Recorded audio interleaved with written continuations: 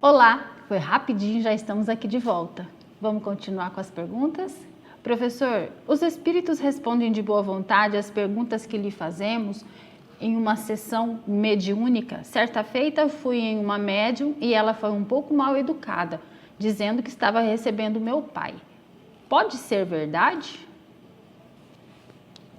Os espíritos que já se deram conta da situação, que estão acompanhados, porque o espírito comunicante numa sessão espírita, ele não está sozinho. Existe o diretor, pessoa que dirige os trabalhos, o doutrinador, e existe o diretor espiritual. O espírito que irá se comunicar, ele pode ser grosseiro. O médium, sendo equilibrado, o médium com Jesus, ele pode filtrar os termos. Vamos supor, eu estou no telefone e alguém diz aqui para Deise, olha, fala aí para Deise que é isso e aquilo, fala um monte de impropério, fala um monte de palavrão. Eu viro para ela e digo, Deise, tem uma pessoa que está falando mal de você. Eu filtrei. Então, o médium com Jesus, ele pode ouvir do Espírito as grosserias que for e o médium saber filtrar. Qual é a mensagem do Espírito? Se o Espírito comunicante é grosseiro, é agressivo, e o médium deixa até para demonstrar o estado dele, fala, digo, você é assassino, foi você o culpado disso, aquilo outro, exemplificando, numa sessão de desobsessão, numa sessão em que o doutrinador irá, junto com o espírito que o trouxe, irá mostrar que houve a comunicação, que é possível, que todos nós temos que crescer, temos que melhorar a si mesmo, nosso interior, essa reforma íntima tão falada. E aí já são os primeiros passos numa doutrinação. Depois, os benfeitores da espiritualidade que estão ali presentes irão conduzir o nosso irmão, que ainda está desorientado, para o lugar que lhe compete, para um aprendizado, para dar continuidade no aprendizado na espiritualidade. Mas aquele que disse que é seu pai e que o médium foi grosseiro, tem que verificar se o espírito realmente foi o do seu pai, se o seu pai que estava sendo grosseiro, ou se foi o médium que foi grosseiro. Percebe que existe essa possibilidade?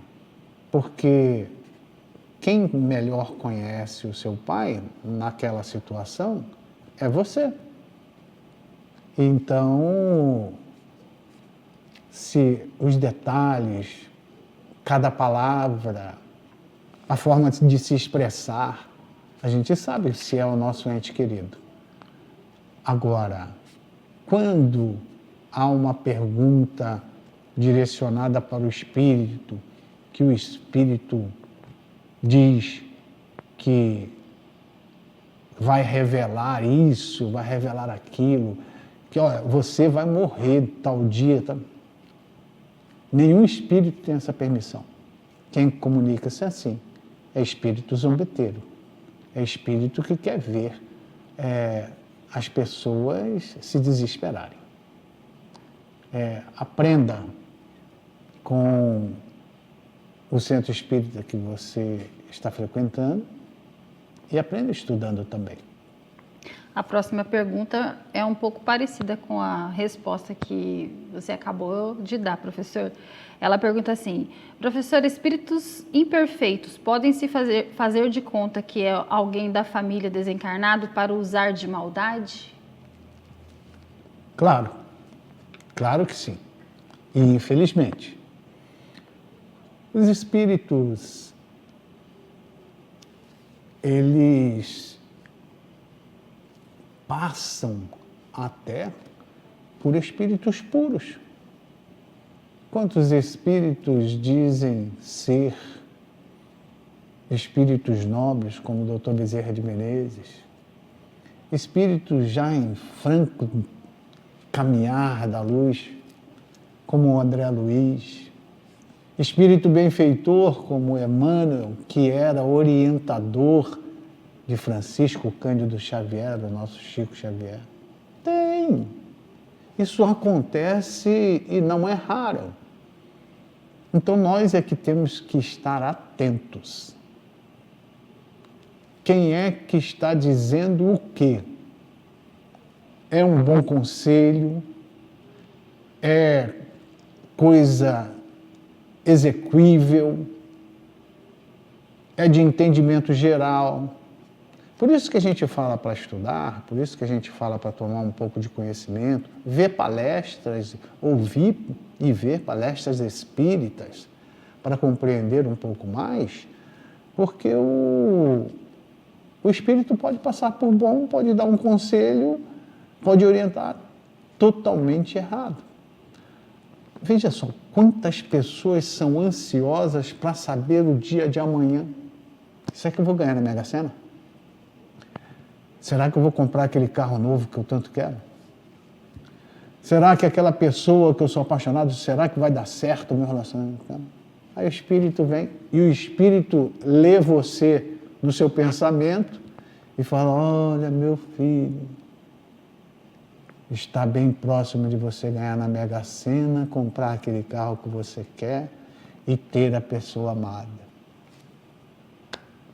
Você sai pulando, feliz da vida, e entra a semana, o resultado da Mega Sena, e a outra semana, e o resultado, e você se decepciona. O espírito bom, ele não fala nada disso. O espírito que já tem noção do princípio da moralidade, não fala essas bobagens. Não tem nem permissão, nem o espírito puro tem permissão para nos adiantar o futuro. Isso é contra as leis de Deus. A próxima pergunta, ela pergunta assim: que pensar das pessoas que só veem nas comunicações espíritas uma distração, um passatempo ou um meio de obter revelações sobre a questão de interesse pessoal? Eu acho que você respondeu parte da pergunta da nossa querida amiga. É importante. É importante, inclusive, repetir, é processo pedagógico, né? Que a gente repetindo, a gente vai aprendendo. O espírito, ele é igual nós dentro de sala de aula. Para que é que nós fomos lá? Eu ministrei aula durante 20 anos. Qual era a disciplina que eu ia apresentar? Eu chegava no início do semestre e falava para meus alunos: olha, nós vamos falar sobre isso, isso e isso, e está no código em relação a isso e isso. Comecem a estudar, e nós vamos desenvolvendo o que nós iremos falar, e estamos aqui pronto para tirar toda e qualquer dúvida durante a aula, depois da aula, estamos sempre à disposição. Então, tem um material na mão para falar: pô, professor, não está falando coisa com coisa, porque está escrito aqui isso, dentro do que o senhor está dizendo, dentro da aula que o senhor se propõe, e o senhor está falando de outra coisa totalmente diferente. Então, o exemplo é esse. Ou seja, se a gente tem um certo conhecimento, o espírito vai falar um monte de bobagem, nós podemos dizer: o senhor me perdoe com todo o respeito que eu tenho pela espiritualidade. O senhor está falseando a verdade. O senhor está ferindo a lei divina. Posso me dar um minutinho só para esclarecer a respeito da lei divina? No capítulo 1º do livro 3º do Livro dos Espíritos, a pergunta 614, Allan Kardec pergunta: o que se deve entender por lei natural? Responde os benfeitores: a lei natural é a lei de Deus. É a única verdadeira para a felicidade do homem. Indica-lhe o que deve fazer ou não fazer. E ele só é infeliz porque dela se afasta. Então é lei natural. Qual é a lei de Deus? Deus quer que nós sejamos felizes, tendo progresso moral e espiritual, eliminando da nossa vida o egoísmo, o interesse pessoal. Daí, a gente tem uma máxima, uma premissa maior para a gente poder ter um diálogo seguro, entendendo o espírito que é baseado nas leis divinas e aquele que quer só se divertir às nossas custas. Vamos para outra pergunta. Sim. Se eu insistir, professor, para que meu pai se comunique, isso acontece se eu pedir em oração, porque até hoje tem 10 anos desencarnado e eu não consigo comunicação. Já fui em vários centros espíritas e não consigo. Será que a minha insistência também pode incomodar o espírito do meu pai? Quero muito notícia, porém também não quero perturbá-lo. Bastante interessante já a sua linha de raciocínio. Já sabe que o espírito pode se encontrar importunado, pode estar sendo perturbado. Não estou dizendo isso que você está agindo dessa forma, muito pelo contrário, até mesmo porque você disse que faz oração.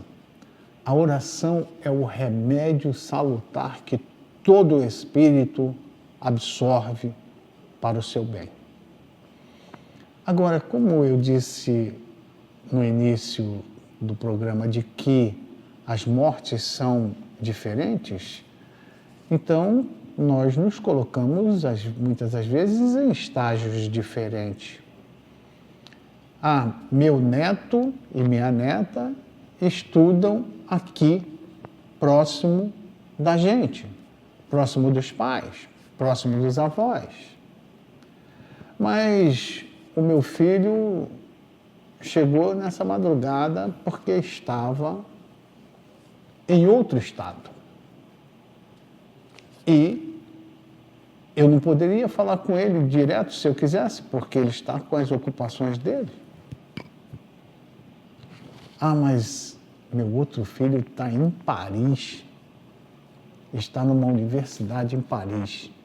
Agora é só um exemplo desse meu filho em Paris. E como ele estará? Em qual estágio? Por que a comunicação é tão difícil? Será só por causa do fuso horário? Será que é por causa das ocupações? Então perceba que se a vida da gente é assim, aqui, com a gente, com os nossos familiares, imagina nas faixas vibratórias, nas faixas vibracionais diferentes. Quem é seu pai? Como ele entendia a vida espiritual? O que ele poderia estar fazendo nesses 10 anos, passando por quais situações? Porque entenda que não é a sua insistência, continue em preces, continue buscando essa sintonia, que pode ser que algum dia, em determinado momento, você estando na casa espírita, venha falar contigo, como pode falar diretamente com você. Como que isso se dá? Às vezes a gente não se prepara para ouvir. Nós temos constantemente o nosso anjo guardião falando com a gente. Percebe que você tem, às vezes, 2 pensamentos?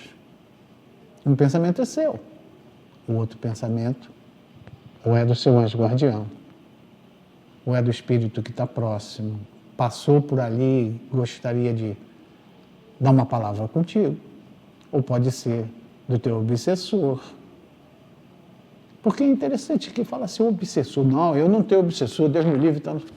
O obsessor é a pessoa que mais nos conhece. É a pessoa que foi o nosso próximo antes desta encarnação. Se não foi próximo nesta encarnação. Então, continue em preces, continue. Não é pedindo e insistindo.